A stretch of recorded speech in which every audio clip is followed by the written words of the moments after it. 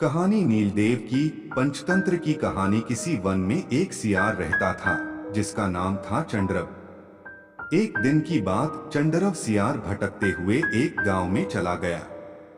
गांव के कुत्तों ने उसे देखा तो उसके पीछे पड़कर बुरी तरह भौंकने लगे।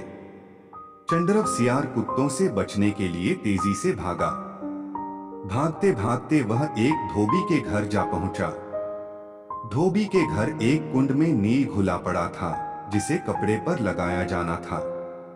भागते भागते सियार धोबी के घर आया तो उसी कुंड में जा गिरा। वह उस कुंड से बाहर आया तो एकदम नीला हो चुका था।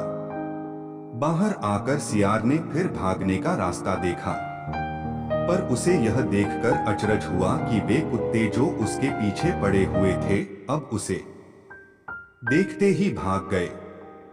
भला ये कुत्ते मुझे देखते ही क्यों भाग खड़े हुए? सियार की कुछ समझ में नहीं आ रहा था। वह सीधा जंगल की ओर भाग खड़ा हुआ।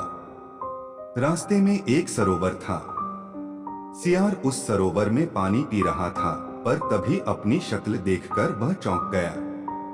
उसे लगा कि अरे, मैं तो एक निराला ही जीव बन गया। अब उसे समझ में आया कि कुत्ते क्यों उसे देखते ही भाग गए थे, कि यह सियार ही है, कोई और नहीं। एक सियार ने कहा। इस पर उस बूढ़े सियार ने कहा, तुम सब मिलकर हुआ करो।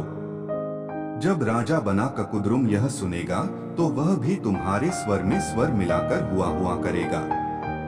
बस उसकी पहचान हो जाएगी। बस उसी समय सब सियारों ने मिलकर हुआ करके अपने राग अलापना शुरू किया। राजा बना सियार भी भला कैसे रह पाता।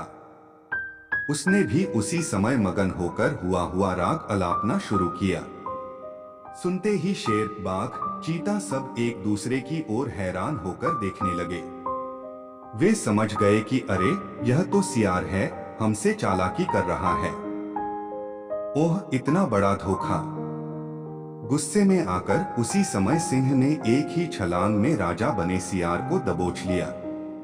बाकी जानवरों ने मिलकर उसका काम तमाम कर दिया। यूं छल और पाखंड के सहारे शक्तिशाली बना सियार आखिर मारा गया। ढोंगी आदमी की कभी न कभी तो कलई खुलती ही है। तब उसकी बड़ी बुरी हालत होती है, जैसे नीलदेव बने सियार की।